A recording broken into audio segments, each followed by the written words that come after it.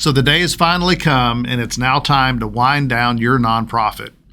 The decision to dissolve a nonprofit organization, it's often a challenging and emotional process for all involved.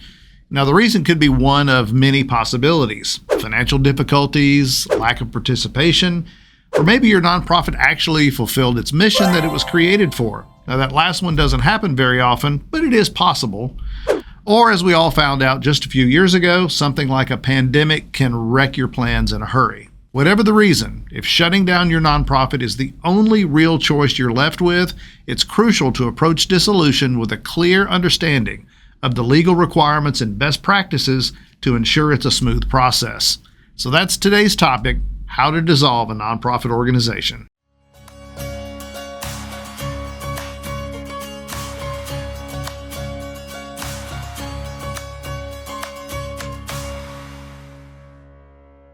Hi, I'm Greg McRae, founder and CEO of Foundation Group, and welcome back to our 501c3 University channel, where we strive to make nonprofit issues understandable.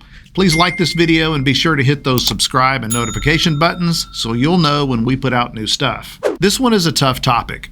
No one starts a nonprofit, or any business for that matter, with failure in mind. Now, let me be really quick to say that not every decision to wind down operations is rooted in failure, but it is true that rarely are the reasons positive. Now, sadly, this is a question we're asked about almost weekly. The failure rate of nonprofits actually exceeds that of ordinary small business. But if dissolution is what has to happen, it's not a matter of simply walking away. Dissolution involves a series of legal and operational steps designed to responsibly close operations, settle debts, and distribute any remaining assets. Another thing to consider is that each state has its own rules regarding final dissolution. Now, time's not going to permit me to address every contingent possibility in this short video, so today I'm just going to focus on the universal steps to follow in order to properly wind down and dissolve a nonprofit. The first step in dissolving a nonprofit is for the board of directors to adopt a resolution to dissolve. Now, this decision should be made during a formally convened meeting of the board. Make sure your quorum requirements are met, and if you don't know what a quorum is, the simplest answer is that it is the minimum number of board members who must be present for a board meeting to legally take place. Bylaws should address quorum. Assuming the board votes to dissolve, the resolution to dissolve should be documented in the meeting minutes and may require approval by a vote of the organization's members if it has any. Now, this may seem obvious, but I need to say it. Member ratification of a proposed dissolution is only required for organizations with a membership that actually has voting rights. Sometimes the requirement for member approvals, that's specifically outlined in the bylaws, and sometimes it's not. You should also check out your state nonprofit corporate law regarding member rights on matters like this. Step 2 is filing a notice of intent to dissolve.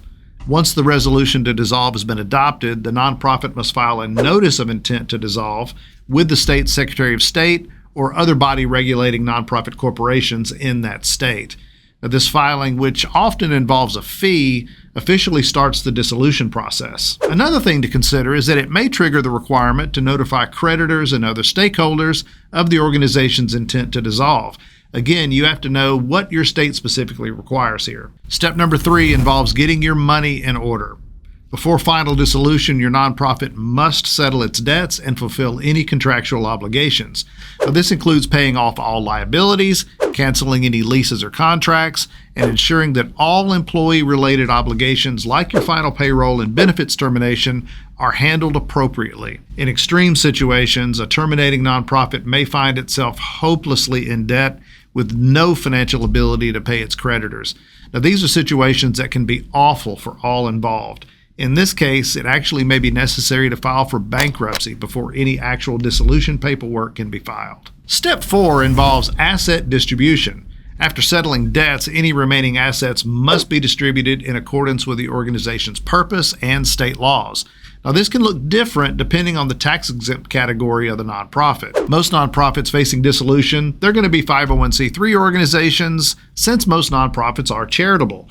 In the case of a 501c3, the IRS requires assets to be distributed to another 501c3 organization or for other overtly charitable purposes.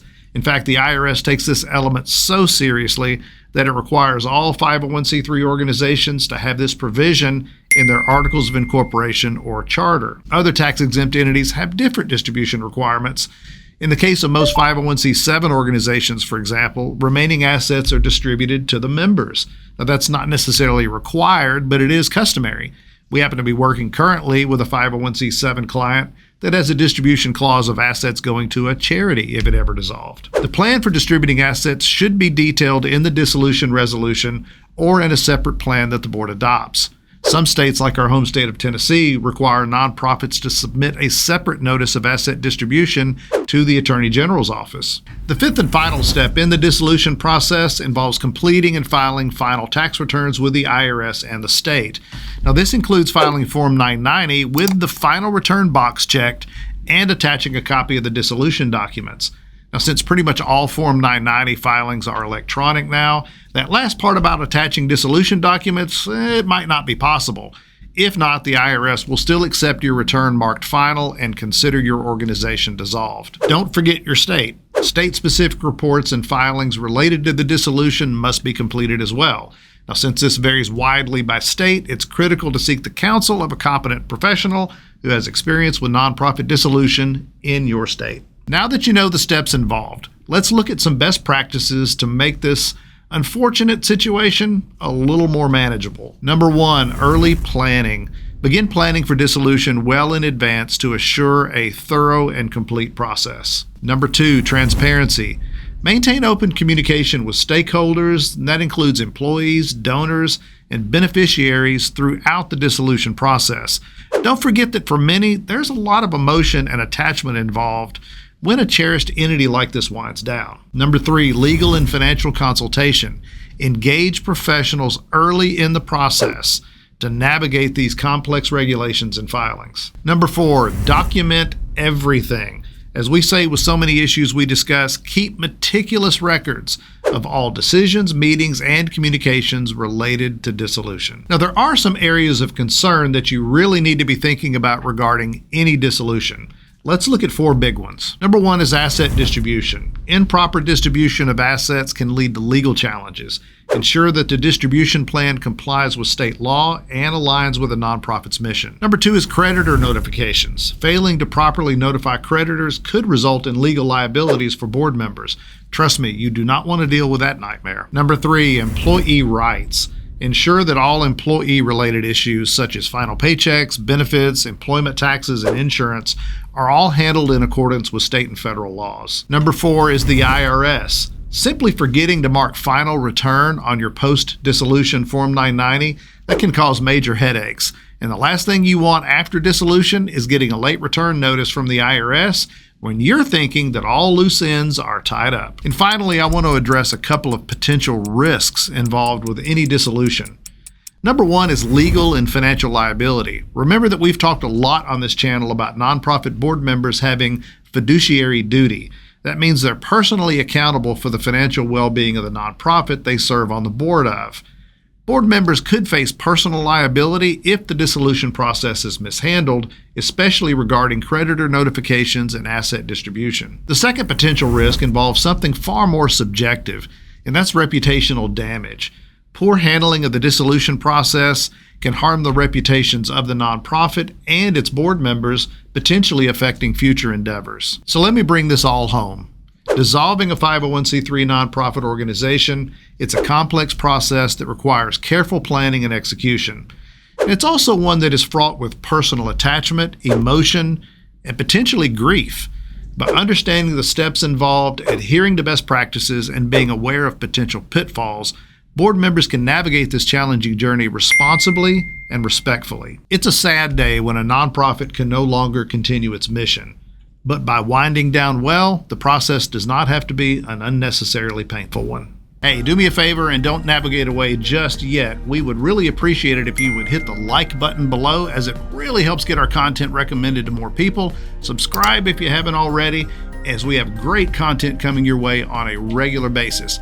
Finally, you can click the little bell icon to be notified of new content when we post it. To learn more about Foundation Group, you can visit us on the web at www.501c3.org. Thanks, and we'll see you next time.